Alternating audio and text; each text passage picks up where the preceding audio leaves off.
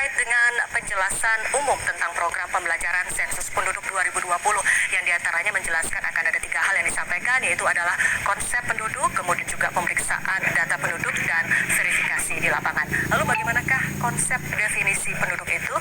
Inilah tayangannya.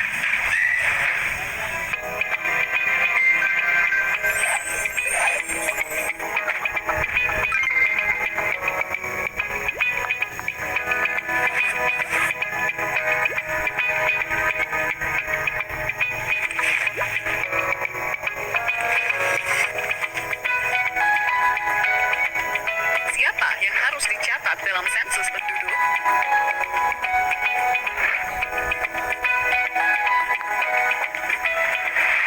Seperti namanya, sensus penduduk mencatat seluruh penduduk di Indonesia.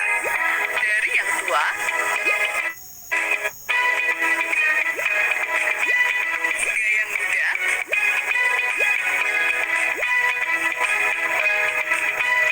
tanpa terlewat.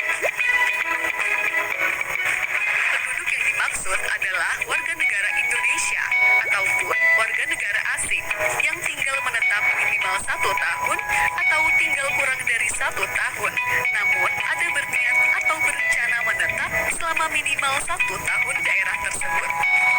Konsep penduduk ini mengacu pada Undang-Undang Nomor 23 Tahun 2006 dan Undang-Undang Nomor 24 Tahun 2013 serta Rekomendasi Perserikatan Bangsa-Bangsa.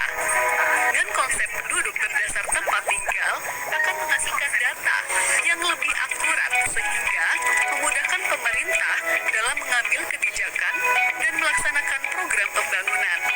Misalnya, untuk membangun fasilitas MCK, sekolah, fasilitas kesehatan, dan lain-lain. Tentu harus berdasarkan data siapa yang benar-benar tinggal di wilayah tersebut, bukan berdasarkan catatan administrasi kependudukan saja.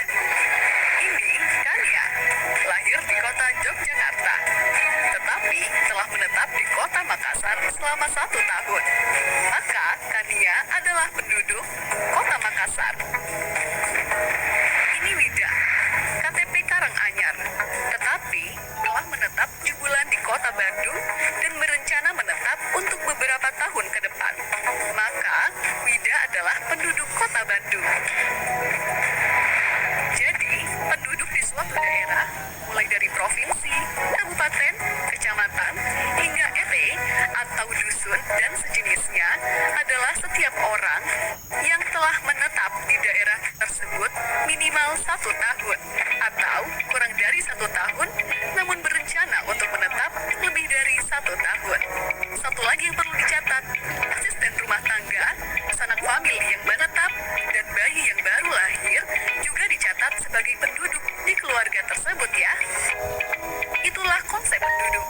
Konsep ini berguna untuk menentukan siapa sajakah yang termasuk dan yang tidak termasuk sebagai penduduk di suatu daerah dalam sensus penduduk 2020.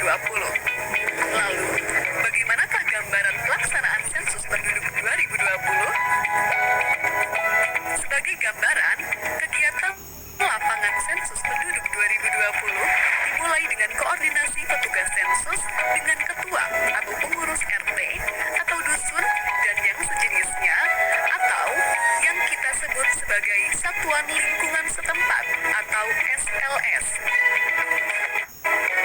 Selanjutnya, petugas sensus bersama-sama dengan pengurus SLS melakukan pemeriksaan daftar penduduk.